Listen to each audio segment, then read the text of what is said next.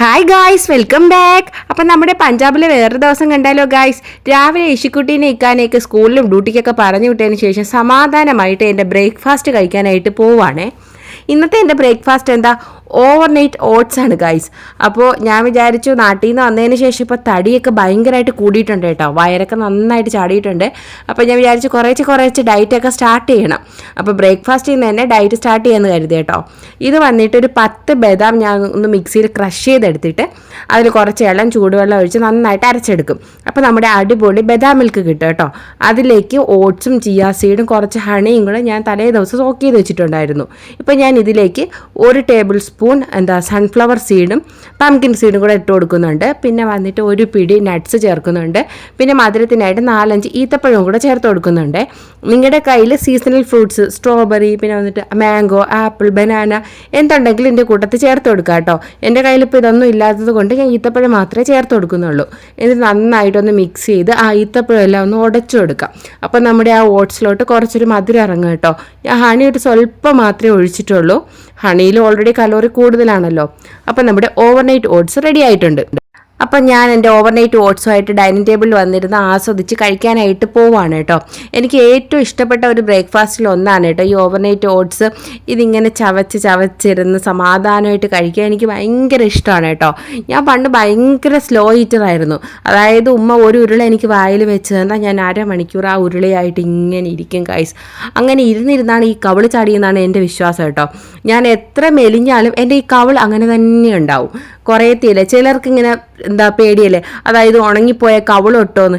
എൻ്റെ ഏറ്റവും വലിയ പ്രാർത്ഥന ഈ കവിളൊന്ന് ഉണങ്ങി കിട്ടണമെന്നാണ്. കാരണം എന്നെ നേരിട്ട് കാണുന്നവർക്കറിയാം, ഈ വീഡിയോയിൽ കാണുന്നതിൻ്റെ പകുതിയും ഞാനുള്ള കേട്ടോ.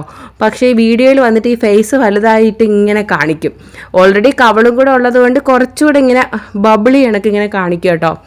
എനിക്കതുകൊണ്ട് ആദ്യമൊക്കെ ഭയങ്കര ഒരു ഇൻസെക്യൂരിറ്റി ആയിരുന്നു വീഡിയോ ഒക്കെ ചെയ്യാനായിട്ടേ. പക്ഷേ ഇപ്പോൾ എന്താ, ഓക്കെ, അതൊരു ശീലമായി. ഞാൻ അതുമായിട്ട് യൂസ്ഡ് ആയെന്ന് വേണം കരുതാൻ. അപ്പോൾ സമാധാനമായിട്ട് ഓവർനൈറ്റ് ഓട്സ് കഴിച്ചിട്ട് വരട്ടെ. അതൊക്കെ കഴിഞ്ഞ് തലേ ദിവസമേ ഞാൻ രാത്രി വാഷിംഗ് മെഷീനിൽ തുണിയൊക്കെ ഇട്ടിട്ടാണ് കിടക്കുന്നത്. അതെടുത്തുകൊണ്ടൊന്ന് വിരിക്കാനായിട്ട് വരികയാണ്. ഇവിടെയാണെങ്കിൽ ഒരു 10 മണിയൊക്കെ കഴിഞ്ഞാലുണ്ടല്ലോ, വെയിൽ കാരണം വെളിയിൽ ഇറങ്ങിയാലുണ്ടല്ലോ, ആ വെയിൽ ഒന്ന് ജസ്റ്റ് അടിച്ചാൽ മതി എൻ്റെ മൈഗ്രെയിൻ അങ്ങോട്ട് ട്രിഗറാവും. പിന്നെ വന്നിട്ട് 2 ദിവസം പോക്കാണ് ഗൈസ്. എനിക്ക് മൈഗ്രെയിൻ വന്നാൽ അത്രയും പാടാ. പിന്നെ തല പൊങ്ങത്തിൽ ആകെ പ്രശ്നമാണ്, മുഖമൊക്കെ ഫുള്ള് നീരാവും, ഒന്നും പറയണ്ട. അപ്പോൾ ഇവിടെ ചൂടായതുകൊണ്ട് നമ്മൾ ഇട്ട ഡ്രസ്സ് ഇങ്ങനെ ഊരി ഇങ്ങനെ ഇട്ടാലുണ്ടല്ലോ, അത് വിയർപ്പൊക്കെ ആയതുകൊണ്ട് പിറ്റേ ദിവസം ആകുമ്പോൾ ഭയങ്കര സ്മെല്ലാവും. അതുകൊണ്ട് ഞാൻ ഇന്നിടുന്ന ഡ്രസ്സ് ഇന്ന് വൈകിട്ട് വാഷിംഗ് മെഷീനിൽ ഇട്ടും രാത്രി തന്നെ കഴുകിയിട്ടിട്ട് രാവിലെ എടുത്ത് ഇതുപോലെ വിരിച്ചിടുക കേട്ടോ. പിന്നെ ഇക്കാൻ്റെ യൂണിഫോമിൻ്റെ കാര്യമൊന്നും പറയണ്ട. ഇക്ക ഓരോ പ്രാവശ്യം പോയിട്ട് തിരിച്ചു വരുമ്പോൾ വിയർത്ത് കുളിച്ചാണ് വരുന്നത്. ഞാൻ വിചാരിക്കും ഇങ്ങനെ വെള്ളത്തിൽ ഇറങ്ങിയിട്ടാണ് വരുന്നതെന്ന്.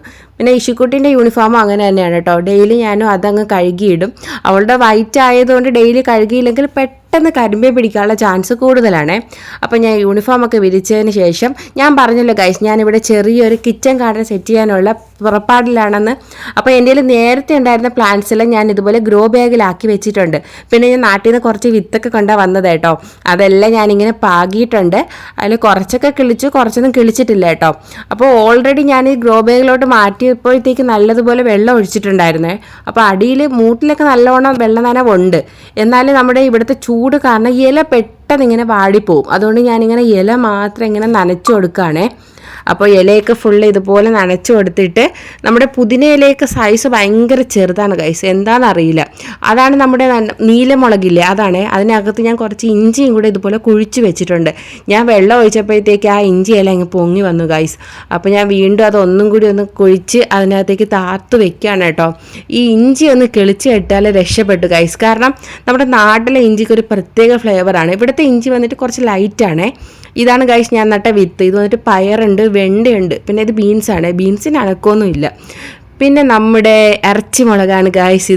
ഇതിപ്പോൾ ഞാൻ വളമൊക്കെ ചെയ്തതിന് ശേഷം പൂക്കാനായിട്ട് സ്റ്റാർട്ട് ചെയ്തിട്ടുണ്ട്. ഇത് ആക്ച്വലി കഴിഞ്ഞ പ്രാവശ്യം ഞാൻ ലീവ് വന്നില്ലേ, അപ്പം കൊണ്ടുവന്ന മുളകാണിത്. അത് ഞാനിങ്ങനെ ചകിരിച്ചോറിലൊക്കെ ഇട്ട് ഇതുപോലെ കിളിപ്പിച്ച് വെച്ചിട്ടുണ്ടായിരുന്നു. ഇതിൻ്റെ പഴയ ഒരു വീഡിയോ ആണ്, മീൻസ് കഴിഞ്ഞ പ്രാവശ്യം നാട്ടിൽ പോയപ്പോഴുള്ള വീഡിയോ ആണ്. അതാണ് ഗായ്സ് ഇപ്പോൾ ഇങ്ങനെ വളർന്ന് ഇത്ര മിടുക്കക്കുട്ടനായിട്ട് നിൽക്കുന്നത്. പക്ഷേ ഇതുവരെ കാച്ചില്ല, അതെനിക്ക് പരാതിയുണ്ടേ. പിന്നെ നമ്മുടെ പുതിനയിലയുടെ സൈസ് ഉണ്ടോ ഗായ്സ്, ചെറിയ ഇലയാണ്. ഇതിനകത്താണ് ഞാൻ ഇഞ്ചിയൊക്കെ നട്ടേക്കുന്നത്. ഇനി നമുക്ക് അതിനകത്ത് വന്നിട്ട് ചീര നടണം. അപ്പോൾ ഇന്നത്തെ ഉച്ചയ്ക്കത്തെ ലഞ്ചെന്ന് വെച്ചാൽ തട്ടിക്കൂട്ട് ഒരു തലപ്പാക്കെട്ടി ചിക്കൻ ബിരിയാണിയാണ്. തലപ്പാക്കെട്ടിയിൽ എത്തിയോ എന്ന് ചോദിച്ചാൽ എനിക്കറിയില്ല ഗൈസ്, ഞാൻ എത്താനായിട്ടൊക്കെ ഒന്ന് ശ്രമിച്ചിട്ടുണ്ട്, എന്നാൽ പെട്ടെന്നൊന്ന് തട്ടിക്കൂട്ടി ഒപ്പിച്ചെടുത്തതാണ്. അപ്പോൾ ഞാൻ കുറച്ച് ഒരു 3-4 ചിക്കൻ പീസും കുറച്ച് റൈസും ഒക്കെ എടുത്തിട്ടുണ്ട്. ഇതിനകത്ത് നെയ്യൊന്നും ചേർത്തിട്ടില്ല കേട്ടോ, അതുകൊണ്ട് കുറച്ച് ഹെൽത്തി വെർഷനാണ് ഈ ചിക്കൻ ബിരിയാണി. ഇത് ആക്ച്വലി എനിക്കാണെങ്കിൽ ഇന്ന് ഞാൻ ഉച്ച വരെ ഇങ്ങനെ കറങ്ങി തിരിഞ്ഞ് വാറ്റിത്തിരിഞ്ഞൊക്കെ നടന്നേ. എന്നിട്ട് 12:30 ആയപ്പോൾ അയ്യോ ലഞ്ച് ഉണ്ടാക്കിയില്ലല്ലോ എന്ന് വിചാരിച്ചിട്ട് ഓടി കിച്ചണിൽ പോയിട്ട് ഉണ്ടാക്കിയ ഒരു സംഭവമാണ്. അപ്പോൾ എനിക്ക് ഇങ്ങനെ തോന്നിയ സാധനങ്ങളെല്ലാം ഞാൻ അതിനകത്തിട്ട് അരച്ച് പിടിച്ച് അങ്ങനെയൊക്കെ ഉണ്ടാക്കിയതാണ്. പക്ഷേ ആക്ച്വലി ഇത് ലാസ്റ്റ് ഫൈനൽ കഴിക്കുമ്പോഴുണ്ടല്ലോ ഞാൻ വിചാരിച്ചതിനേക്കാൾ നല്ല ടേസ്റ്റ് ഉണ്ട്. ഇത്ര ടേസ്റ്റി ആയിട്ട് ഇത്ര ഈസി ആയിട്ട് ബിരിയാണി ഉണ്ടാക്കാൻ എനിക്ക് മനസ്സിലായിട്ടോ. ഞാൻ ഇതിൻ്റെ വീഡിയോ എടുത്തിട്ട് അപ്ലോഡ് ചെയ്യാവേ. ഇവിടെ 7 മണി ആയിട്ടുണ്ട് ഗൈസ് ഇപ്പോൾ. പക്ഷേ അന്തരീക്ഷം കണ്ടാൽ പറയോ, രാത്രി ആയപ്പോൾ എൻ്റെ ഇക്കാക്ക് ഒരു പ്രത്യേക പൂതി ഗൈസ്, ചിക്കൻ ഫ്രൈയും ചപ്പാത്തിയും വേണമെന്ന്. അങ്ങനെ പിന്നെ ഇക്ക ആഗ്രഹം പറഞ്ഞതല്ലേ, ഞാൻ അങ്ങനെ അടിപൊളി ചിക്കൻ ഫ്രൈ ഉണ്ടാക്കുന്നുണ്ടേ. ഞാൻ എന്തായാലും ഇത് കഴിക്കുന്നില്ല, എൻ്റെ കാലാണ് ഗൈസ് ഇരിക്കുന്നത്, അത് നാളെ കഴിക്കണം. ഇന്നിപ്പോൾ രാത്രി കഴിച്ചിട്ട് കിടന്നാൽ ഇപ്പോൾ ഞാൻ രാവിലെ ഓട്സൊക്കെ കഴിച്ചത് വെറുതെ ആവും. പിന്നെ ചപ്പാത്തിക്കുള്ള മാവ് ഞാൻ വന്നിട്ട് കുഴച്ച് വെച്ചിട്ടുണ്ട്. ഈ മാവ് എന്താ ഇങ്ങനെ ഇരിക്കുന്നതെന്നല്ലേ, അതെ ഗൈസ്, ഞാൻ വന്നിട്ട് നമ്മുടെ ഈ റൊട്ടി മേക്കറിലാണ് ഇന്ന് ചപ്പാത്തി ഉണ്ടാക്കാൻ പോകുന്നത്. അപ്പോൾ ഈ ചപ്പാത്തി റൊട്ടി മേക്കറിൽ ഉണ്ടാക്കുമ്പോൾ മാവ് വന്നിട്ട് കുറച്ച് ലൂസായിട്ടിരിക്കണേ. ഞാൻ നല്ല ആത്മാർത്ഥമായിട്ട് എൻ്റെ ചിക്കൻ ഫ്രൈ കോരിയെടുത്തതാണ് ഗൈസ് നിങ്ങളാ കണ്ടത്. അപ്പോൾ എന്നിട്ട് ഞാൻ എല്ലാ ബോളും ഇതുപോലെ ഉരുട്ടിയിട്ട് കൈ കൊണ്ട് ജസ്റ്റ് ഇങ്ങനെ ഒന്ന് ഫ്ലാറ്റൺ ചെയ്ത് കൊടുക്കുക. എന്നിട്ട് എല്ലാം ഇതുപോലെ ഫ്ലാറ്റ് ആക്കി വെച്ചതിന് ശേഷമാണ് നമ്മുടെ റൊട്ടി മേക്കറിൽ വെച്ചിട്ട് പ്രസ് ചെയ്ത് ഉണ്ടാക്കുന്നത്.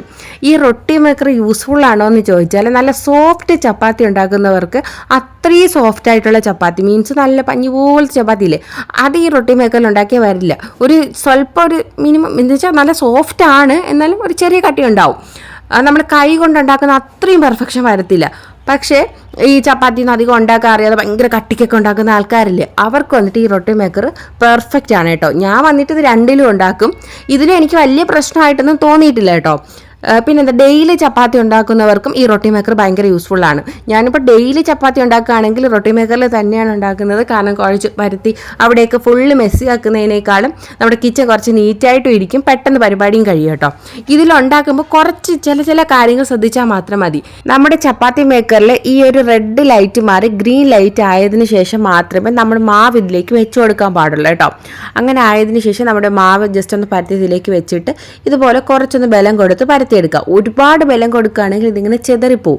ഒട്ടും ബലം കൊടുത്തില്ലെങ്കിൽ ഇത് പരക്കത്തില്ല കേട്ടോ. ഒരു മീഡിയം ബലം കൊടുത്ത് ഇതുപോലെ പരത്തിയെടുക്കുക. എന്നിട്ടൊരു 2 സെക്കൻഡിന് ശേഷം നമുക്ക് ചപ്പാത്തി ഒന്ന് ജസ്റ്റ് മറിച്ചിടാം. അപ്പോഴത്തേക്കും നമ്മുടെ ലൈറ്റ് വീണ്ടും റെഡ് ആയിട്ടുണ്ടാവും കേട്ടോ. ഈ റെഡ് വന്നിട്ട് വീണ്ടും ഗ്രീൻ ആവുന്നവരെ നമ്മൾ വെയിറ്റ് ചെയ്യണം. അപ്പം നമ്മുടെ ആ ചപ്പാത്തി ആ ഭാഗമെല്ലാം വെന്ത് ബബിൾസ് ഒക്കെ വന്ന് ഇങ്ങനെ റെഡി ആയിട്ടുണ്ടാവും. ഒരു മിനിറ്റിനുള്ളിൽ തന്നെ ഇത് വീണ്ടും ഗ്രീൻ ലൈറ്റ് ആവും. അപ്പോഴത്തേക്കും നമുക്കിങ്ങനെ മറിച്ചിട്ടിട്ട് നമുക്കിതിങ്ങനെ അടച്ചു വെച്ച് കൊടുക്കാം. അപ്പം നമ്മുടെ ചപ്പാത്തി നന്നായിട്ട് ഇങ്ങനെ പൊങ്ങി പുറത്തോട്ട് വരും കേട്ടോ. ഇത്രയേ ഉള്ളൂ ഇതിൻ്റെ ടെക്നിക്ക്. ഇത് നമ്മൾ 2-3 പ്രാവശ്യം യൂസ് ചെയ്യുമ്പോഴത്തേക്ക് നമുക്ക് ഇതുപോലെ പെർഫെക്റ്റ് ചപ്പാത്തി കിട്ടും കേട്ടോ.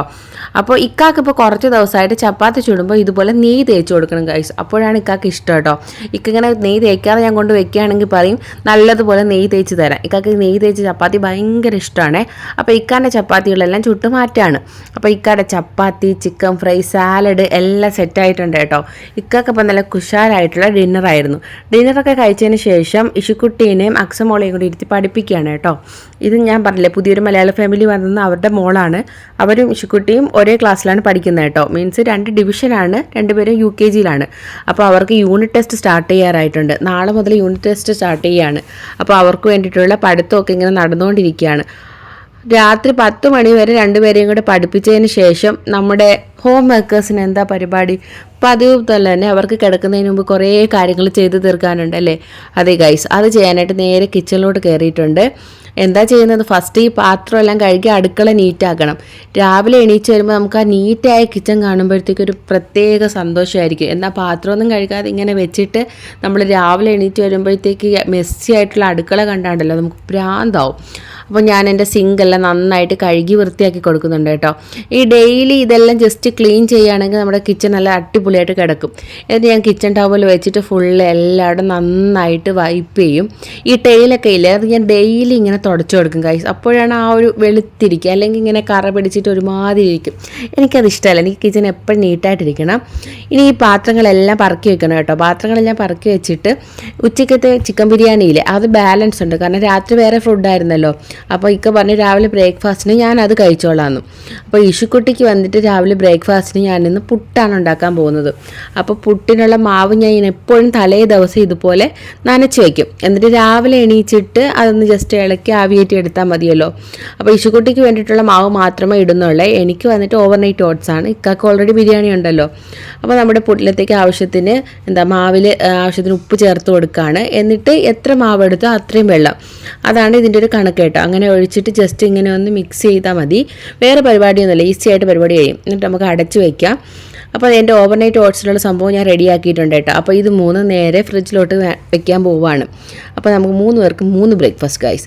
അതൊക്കെ കഴിഞ്ഞ് ഞാൻ എൻ്റെ വാട്ടർ ബോട്ടിൽ വെള്ളം മുഴുവൻ കുടിച്ച് തീർക്കുകയാണ് കേട്ടോ. ഒരു ദിവസം കൊണ്ട് ഞാൻ ഈ വാട്ടർ ബോട്ടിൽ മുഴുവൻ എടുക്കുന്ന വെള്ളം മുഴുവൻ കുടിച്ച് തീർക്കും. എന്നിട്ട് രാത്രി കിടക്കുമ്പോഴത്തേക്ക് കുടിക്കാനായിട്ട് കുറച്ച് വെള്ളം മാത്രം ഫില്ല് ചെയ്ത് വെച്ചിട്ടുണ്ട്. അത് രാത്രി കിടക്കുമ്പോഴത്തേക്ക് എപ്പോഴെങ്കിലും എണീക്കുമല്ലോ, അപ്പോൾ കുടിക്കാനാണ്. അപ്പോൾ നമ്മുടെ കിച്ചൺ കണ്ടില്ലേ ഗൈസ്, നല്ല നീറ്റ് ആൻഡ് ക്ലീൻ ആയിട്ടുണ്ട്. ഇങ്ങനെ നീറ്റായി കിച്ചൺ കാണുമ്പോൾ തന്നെ നമുക്കൊരു മനസ്സിന് സന്തോഷമല്ലേ. എനിക്കെന്തോ മനസ്സിന് വല്ലാത്ത തൃപ്തിയാണ് കേട്ടോ. ഇനി അടുത്ത പരിപാടി എന്ന് പറയുന്നത് വാഷിംഗ് മെഷീൻ ഓണാക്കുന്നതാണ്. ഞാൻ പറഞ്ഞല്ലോ, ഞാൻ ഡെയിലിയുള്ള തുണികൾ വൈകിട്ട് ഇതുപോലെ വാഷിംഗ് മെഷീനിലിട്ട് ഓണാക്കിയിട്ടിട്ട് കിടക്കും. രാവിലെ എന്നിട്ട് എടുത്ത് വിരിക്കും കേട്ടോ. കാരണം എന്ന് വെച്ചാൽ ഇവിടെ രാവിലെയും വൈകിട്ടുമാണ് വെള്ളം വരുന്നത്. അപ്പോൾ വൈകിട്ട് വരുന്ന വെള്ളത്തിൽ ഞാൻ രാത്രി 10 മണിക്ക് ശേഷം വാഷിംഗ് മെഷീൻ ഇതുപോലെ ഓണാക്കിയിട്ടിട്ട് കഴുകിയിടും. അപ്പോൾ രാവിലെ ആകുമ്പോഴത്തേക്ക് വീണ്ടും വെള്ളം വരുമ്പോഴത്തേക്ക് ടാങ്ക് ഫുള്ളായിക്കോളൂ കേട്ടോ. അങ്ങനെ ചെയ്യാറ്. ഇപ്പോൾ ഡെയിലി ഇപ്പോൾ ചൂടായതിനു ശേഷം ഡെയിലി ഇങ്ങനെ കഴുകിയിടും ഗൈസ്. അപ്പോൾ ഞാൻ എൻ്റെ സർഫ് ഒഴിച്ചപ്പോഴത്തേക്ക് അത് തീർന്നു കേട്ടോ. അപ്പോൾ ഞാൻ ഇതുപോലുള്ള റീഫിൽ പാക്കറ്റാണ് വാങ്ങിക്കുന്നത്. ഇത് 2 ലിറ്ററിൻ്റെ റീഫിൽ പാക്കറ്റാണ് കേട്ടോ. ഇതാണ് കുറച്ചുകൂടി ലാഫായിട്ട് എനിക്ക് തോന്നുന്നത്. അപ്പോൾ ഞാൻ ആവശ്യത്തിന് സർഫൊക്കെ ഒഴിച്ചു കൊടുത്തിട്ടുണ്ട്. പിന്നെ ഞാൻ എപ്പോഴും തുണി കഴുകുമ്പോൾ ഇതുപോലെ കംഫർട്ട് ഒഴിച്ചു കൊടുക്കേ. കാരണം വാഷിംഗ് മെഷീനിൽ തുണി കഴുകി എടുക്കുമ്പോഴത്തേക്ക് എനിക്കൊരു സ്മെല്ല് തോന്നും കേട്ടോ. അപ്പോൾ കംഫർട്ട് ഒഴിക്കുമ്പോൾ നമ്മുടെ ഡ്രസ്സിനെല്ലാം നല്ലൊരു മണമാണ്. അപ്പോൾ അതെല്ലാം ഒഴിച്ച് റെഡിയാക്കിയിട്ട് ഞാൻ ഓപ്ഷനൊക്കെ എടുത്ത് ഇട്ട് കൊടുക്കുകയാണ്. അപ്പോൾ വാഷിംഗ് മെഷീനിൽ തുണിയിടുന്ന പരിപാടിയും കഴിഞ്ഞു. ഇനി വന്നിട്ട് ഞാൻ പോയിട്ട് എൻ്റെ സ്കിൻ കെയർ ഒക്കെ ചെയ്ത് റെഡി ആയിട്ടുണ്ട് ഗൈസ് രാത്രി. അപ്പോൾ അത് വളരെ ഇമ്പോർട്ടൻ്റ് ആണല്ലോ. അപ്പോൾ അടുത്ത വീഡിയോ കാണുന്നവരെ ടിൽ ദെൻ ബൈ.